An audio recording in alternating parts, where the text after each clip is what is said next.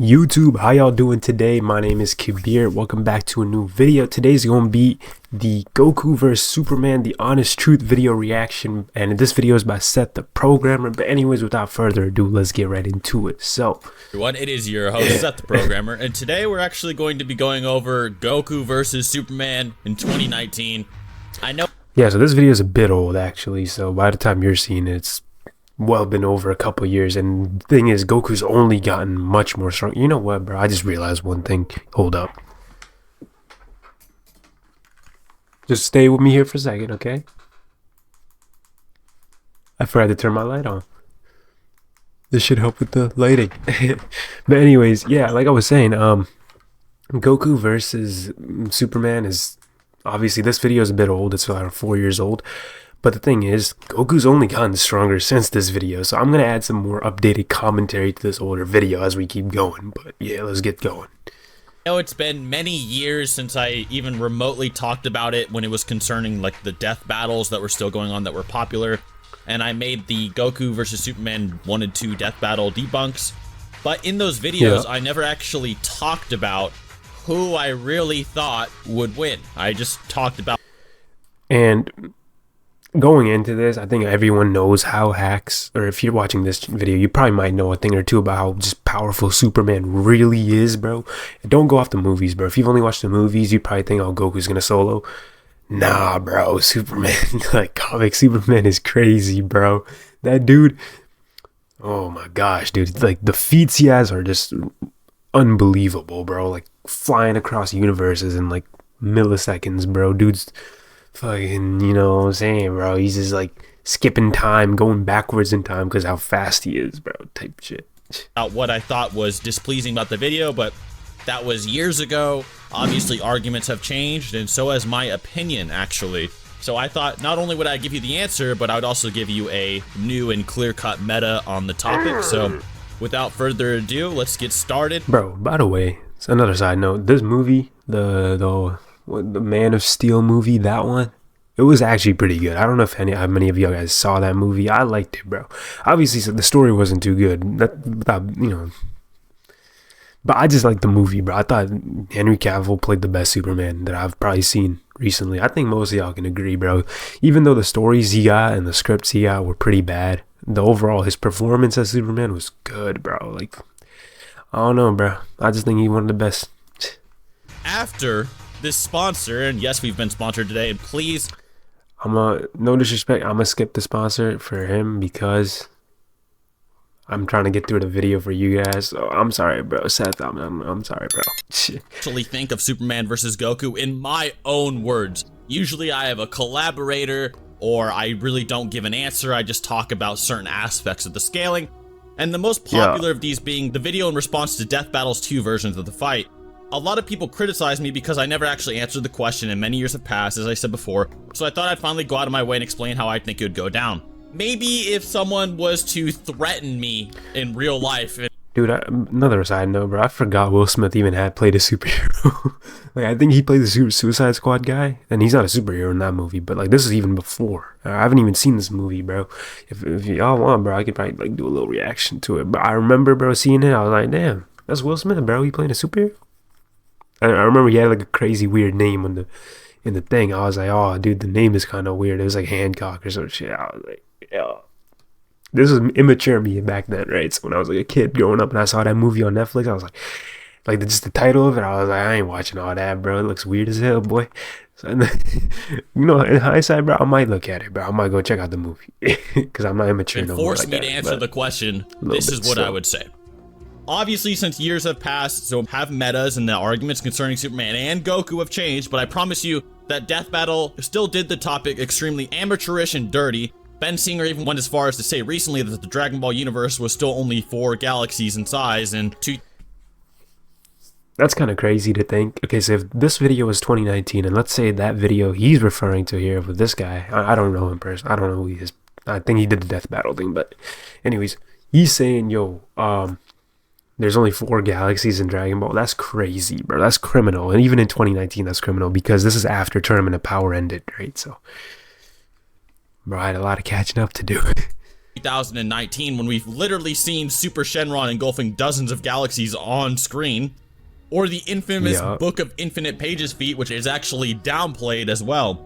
The book that Ultraman is holding actually contains the fate and storyline of an archetypal outerversal macrocosm way beyond any dimension feat. Superman and Ultraman were however amped during these events, and so his base does not scale. I'll specifically be using Superman's most popular variant post-Crisis here, rather than the weird composite mishmash Superman that's Death Battle used, and we'll be pitting him up against Dragon Ball Super Goku anime version. I also won't be using any of the crazy amps that Superman was given during his run, just another side note, bro. Like I haven't really read the Superman comics. I just know some of the feats, but dude, those panels we just saw, bro, that shit was beautiful. Like, holy crap. Like, that's one thing I love about like American and like, you know, Western media comics is just like the illustrations and the coloring is so like amazing, bro. Don't get me wrong, mangas are beautiful, right? That's like this whole channel's based around like Dragon Ball, right? So you know I'm you know which side I'm on, but dude, looks nice, broski. his base form. Let's start with some strength scaling. A lot of Superman's detractors seem to think that he peaks at only the ability to bust solar systems. My bro just this is like side note shit, bro. My bro just messaged me, he's like, yo, you trying to grow out that goatee? I'm like, hell yeah, boy, I'm looking sick as hell. Systems, which kind of baffles me because of the ridiculous amount of universal scaling that applies to the Man of Steel. He's fought Nebula Man, an actual living universe, on more than one occasion. He's tussled with Golden Age Superman, and in their fight, both of their universes were in danger of being destroyed. Golden Age himself was able to finish off the Anti-Monitor, a villain. My bad, I just messaged him saying, yo, I'm filming right now, bro. You should be part of the vlog. Shout out my boy Ash, bro. Into one blast. He had an extended fight with 30th Century Mordru, a being that was stated to have the magical power of a universe, and Aztec's 4D energy had no effect on the Man of Steel whatsoever. This is only the tip of the iceberg as well. In total, there are Oh, I forgot, bro. I forgot they made an anime version of Superman, bro. Look at this. This is beautiful. Okay, don't get me wrong. Like, there's a moral weird gray area when it comes to like Western media's trying anime style for their, you know, characters. Which personally, I don't care. I think it's cool, bro. I think a lot more people enjoy the anime style of animation more than the way we've had it for Western media. Like, but obviously, you can have like a show like Regular Show that has its own style and looks cool. You can have a show like SpongeBob. You can have a show like the classic Spider-Mans, which have their own style and uniqueness. But that detail and like, here's how I think about it, okay? I think comics do a better job of just illustrating as a whole versus mangas.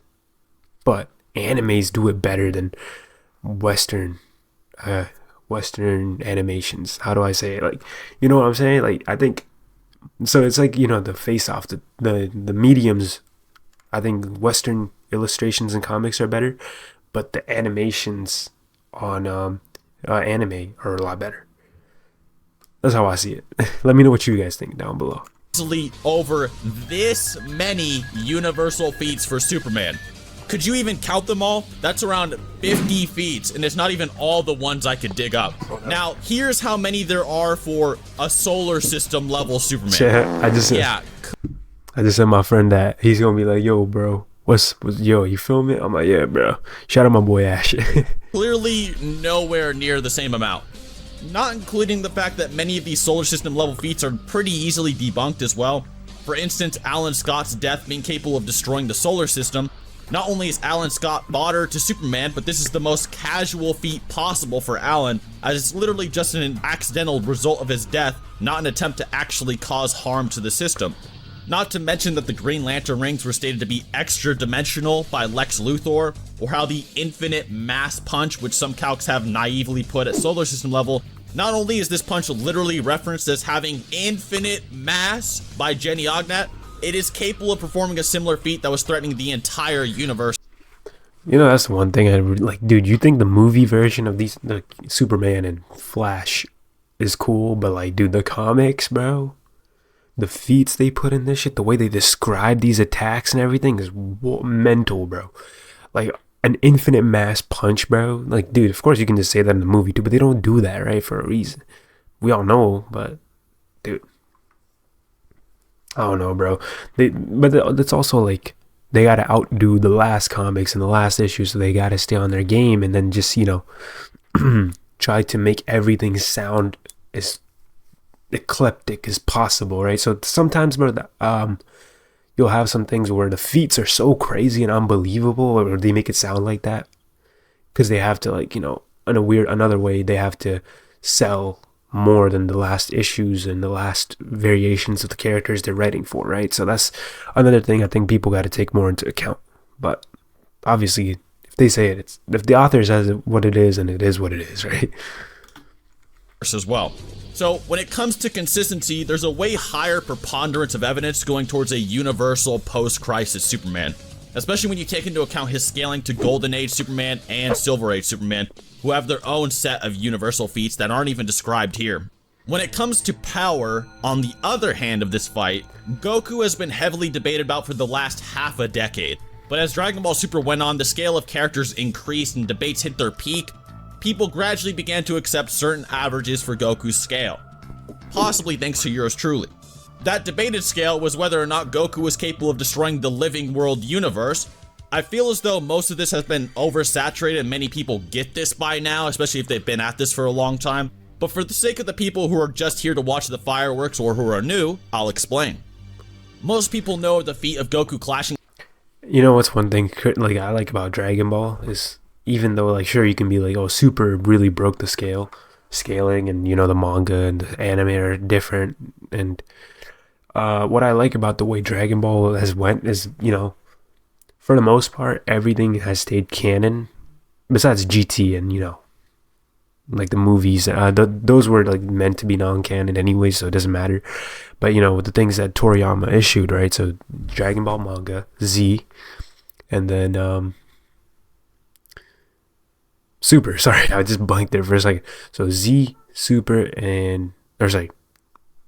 Dragon Ball, Z, and then Super. So this is the main canon for the three of them. And you can debate if manga is, the manga and Super and anime for Super are like different. But I'll be honest though, it's still cool though, in my opinion, that the most people can just pick up Dragon Ball for the most part and know exactly where Goku is at, and you don't have to worry about this version of Goku or that version of Goku, because the main version of Goku is Super Goku currently.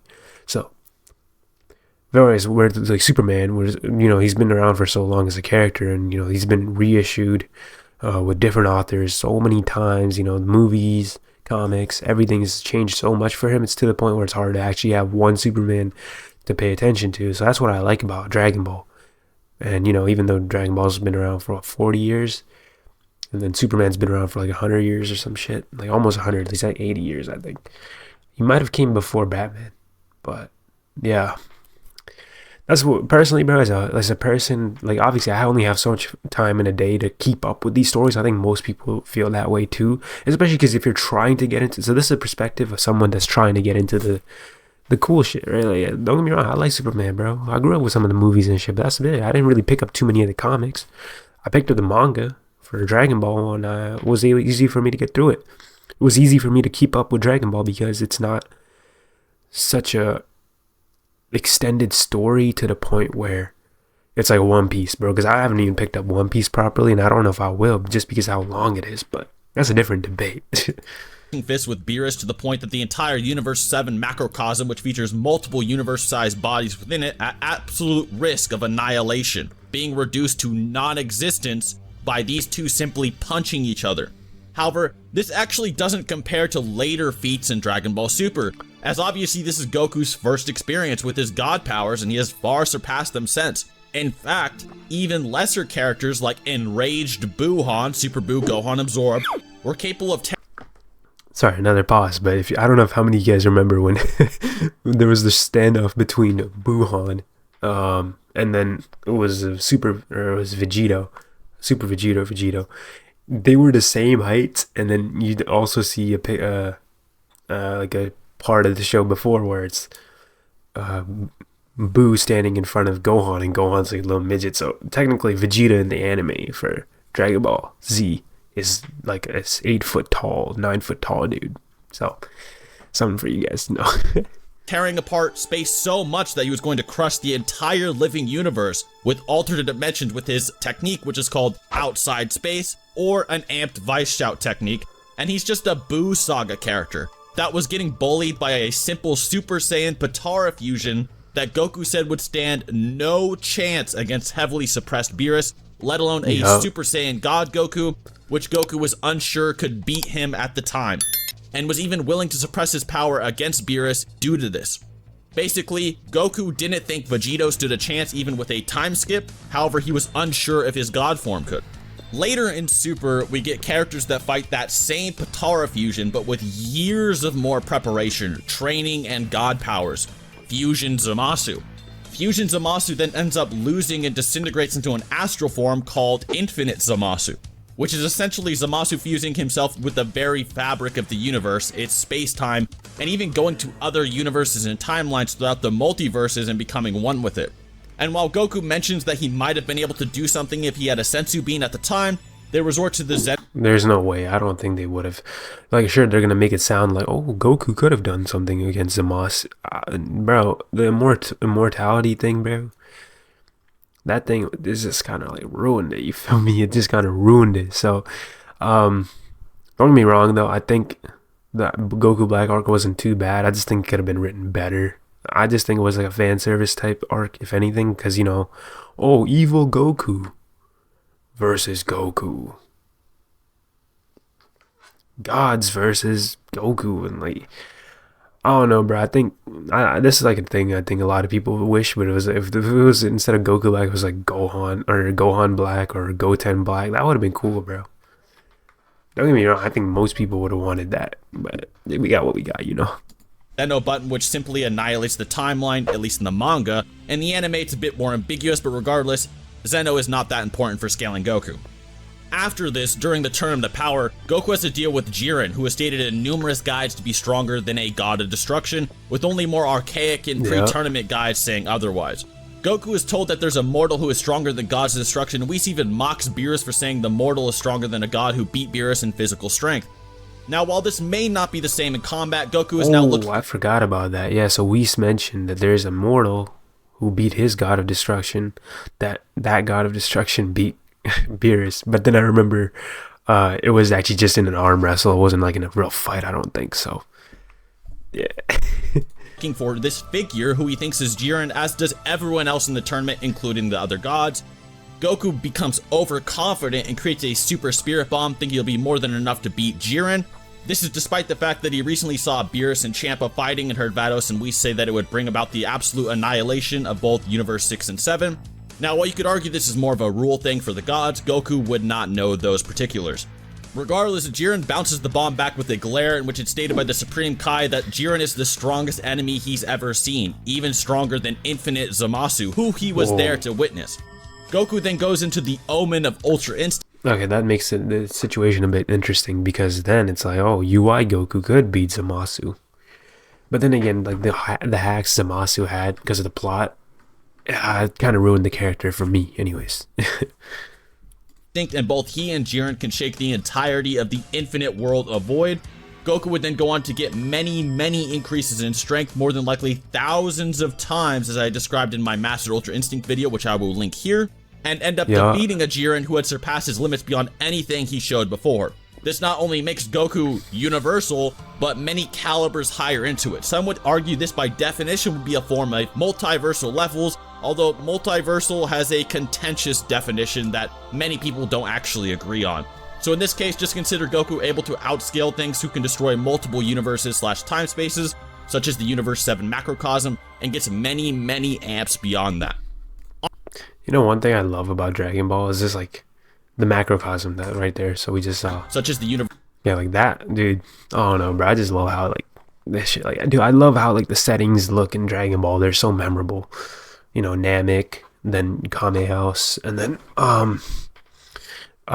King Kai's house. The tournament in the afterlife. I mean, Snake Way. Like, dude, I think one thing Dragon Ball does just perfectly is just building the world, bro. The big reason why I picked up Dragon Ball Z Kakarot like a couple years ago when it came out and I played through it was because just how like you knew you were going to be in the whole universe 7 that like relevant to the story, right? So you wanted to play through all of it just because of how cool it was, bro. You wanted to play through that shit just because like you love the world building so much.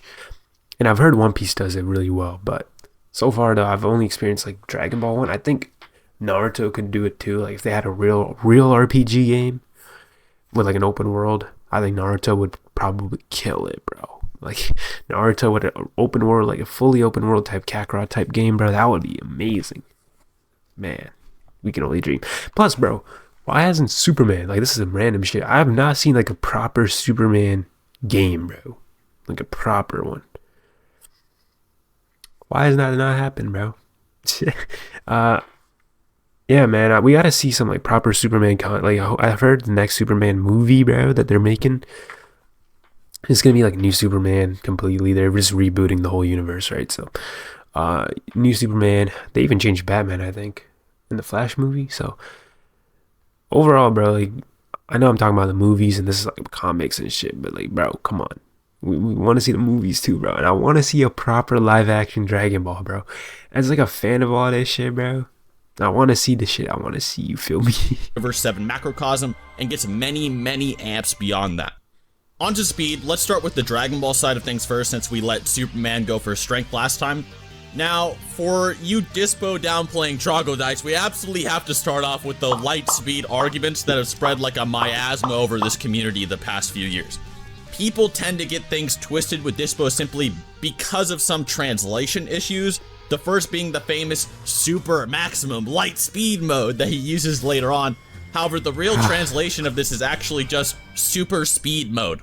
And even in the anime, Dispo is such like a weird character. I personally didn't like him that much. Not because like he's a bad character or anything. This is like, bro, his feats, like the way people interpreted it and the way it was translated wasn't that's not good, bro.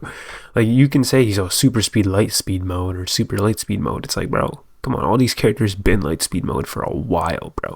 So it's just like it's confusing, right? And it was on purpose. Not on purpose. It was probably a mistake, but still, come on now, y'all ruining this shit for the fans. when they talk about his speed, they always just say Dispo is faster than the speed of light. Even if you wanted to downplay this again and say that them saying he surpassed light was supposed to be impressive, you could argue that light in Dragon Ball is simply faster than it is in real life. And this is possible due to things like the Planck constant. The Planck constant is a physical constant that relates to the energy of the photon relative to its frequency. If there wasn't anything limiting the black body radiation of particles, temperatures could go on to infinity with no restriction, but it's not. It happens to be limited by a constant, which is the Planck constant. If this variable was even slightly different, it would directly affect the length of the Planck distance, which would in turn increase the I have no clue what this is going. I'm not keeping up with this part of the video at all. But bro, that's cool. Good. I'm happy for you, or sorry about your loss. That's that Twitter meme right there, bro. maximum speed of light. This could explain how Piccolo at the very beginning of the series could hit a moon that Toriyama himself states is over 380,000 kilometers away in a few seconds, and then have numerous... Dude, Toriyama probably loves trolling like Dragon Ball community and that's like the power scalers specifically because he's like throwing out these big numbers just out of nowhere just because he can, bro. He's like, all right, what are these people gonna do? I'm the author. Screw these guys. I'm the author. I'm gonna make the rules, bro. Even if they don't like him. Dude, Toriyama, bro, rest in peace. Trolling the shit out of all of Dragon Ball. People get thousands to millions of times faster as the series goes on and not reach the speed of light within the Dragon Ball verse, but still could be considered light speed in our own universe. This would also explain why the light from Goku and Beerus's clash reached outside the universe in mere seconds. Long story short, Dispo was stated faster than light to begin with, and light doesn't even operate at the same speed in Dragon Ball as it does in real life. For the rest of the video, when we say faster than light, we will be using real life measurements of light, however, which is 670 million miles per hour plus. On the low end, we have Boo casually destroying an entire galaxy on screen, which the Supreme Kai states is only in a few years. Even if it was to encompass... Boo's like whole thing is just weird, bro. Like, dude, don't be making sense. Sorry, I just got like some crazy fucking... I had to keep up with some shit, boy. My apologies. I'm just trying to keep up with something. But yeah. Boo, good character. I have with him. Thousands of years, it should easily hit billions of times the speed of light due to the sheer size of a galaxy, which usually are over 100,000 light years long, let alone their volume. Even our own estimations of the size of the Milky Way are constantly shown to be too low, with recent studies suggesting it's several times larger than we ever thought it was. This isn't something that would probably apply to most galaxies, it is something to note. Whis in the anime was capable of traveling across the entire universe in the time it takes to watch an episode of Era Manga Sensei or wherever you degenerates are into these days. I'm glad as hell I do not know what that is, but damn, bro. This guy stopped midway to just destroy the people watching this shit, bro. That's like me stopping the video calling you a goofy, bro. I ain't doing all that.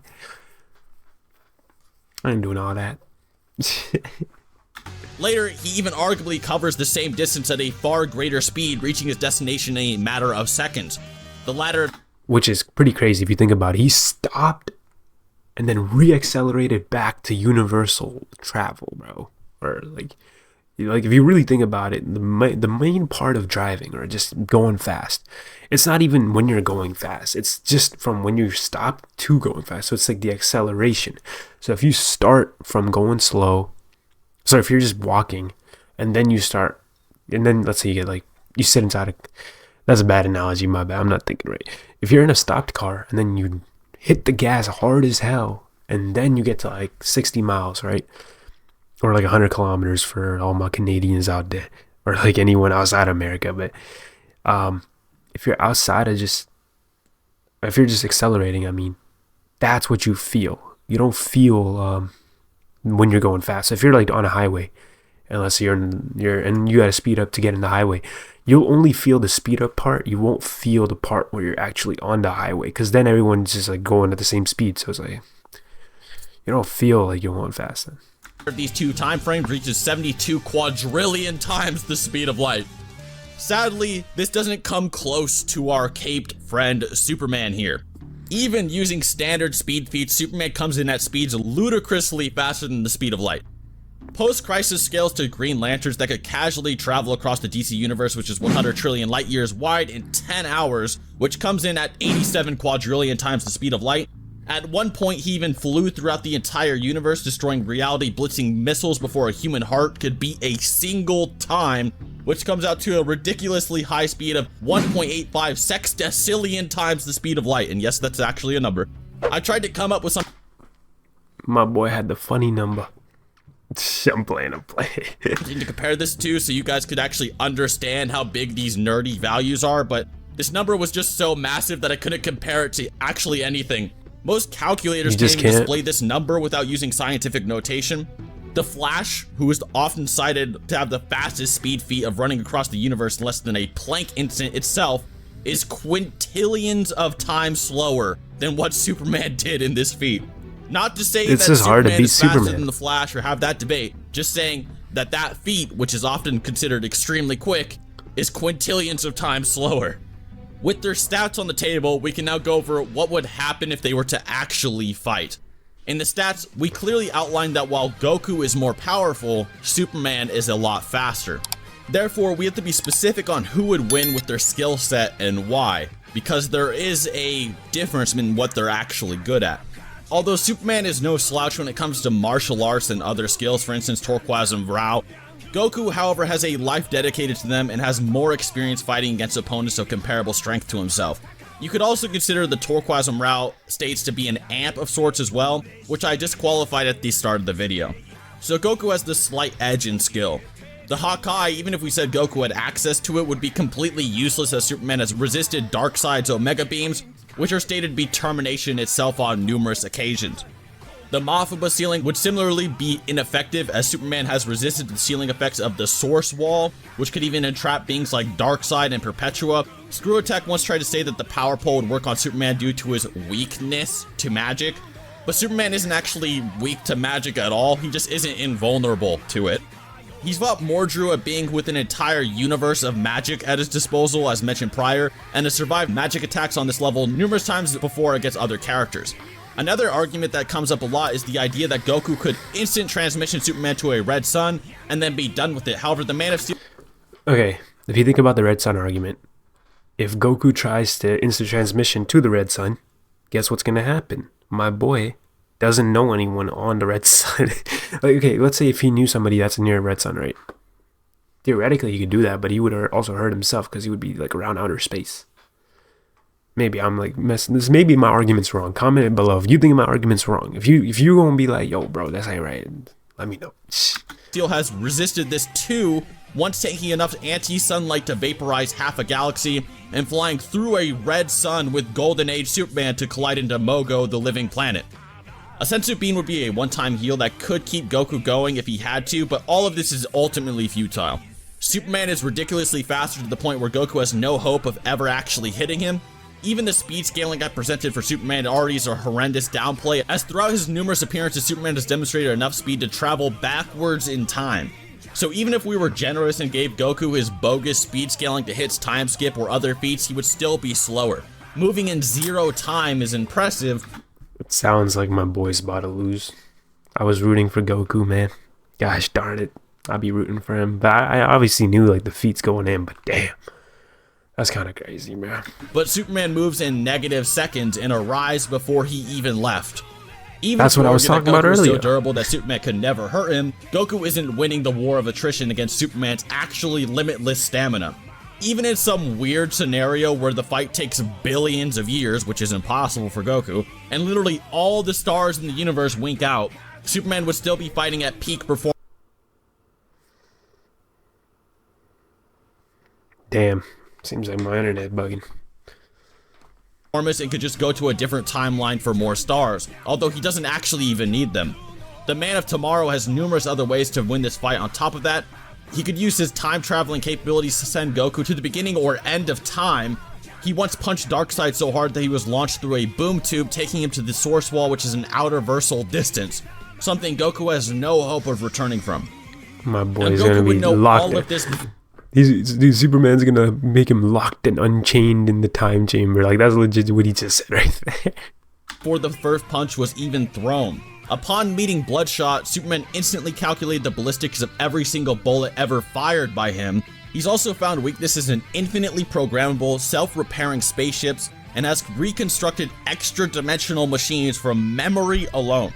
Superman would look at Goku once and know everything about him, and with his immense speed could easily find some way to win, even if he can't hurt him at the time. In the end, Goku is more powerful, but Superman is faster, has way more stamina, intelligence, and abilities to win the battle. As long as my boy Goku's more powerful, bro, that's all that matters. That's a win in my... I'm playing. Obviously, Superman's gonna stomp him, bro. You know... It's a sad day for us Dragon Ball fans. This makes sense. Superman is a character that has had thousands of issues and resides in an insanely convoluted and oversaturated verse with weird concepts that can go over everything you can almost imagine, written by numerous writers, whereas Goku is pretty much just one guy with one writer with a pretty linear progression. It makes sense that Superman would be so much more intricate and busted, and Goku would be so linear, as I said, as the hopes and desires of numerous writers clash together to make this one Superman. Anyway, hope you guys enjoyed. A big shout out to Webcam Parrot for actually having the stamina to read through thousands of Superman issues and help with this video on his channel. He's currently making a much more verbose shout out to Seth as well. Post-crisis that isn't bound by time limitations having to compare to another character. And otherwise, I have Batman versus Kira down below. A lot of people are liking that, and it goes into similar...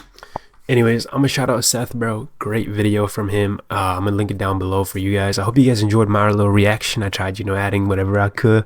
Honestly, this was entertainment for me. It was entertainment for y'all, bro. That's how I see it. So anyways, I hope you guys enjoyed. If you did, hit that like button, share, subscribe. I have to do the YouTuber thing. I don't like doing it, but I gotta do it, bro. It is what it is. But anyways, I hope you guys have a great rest of your day, man. Take care.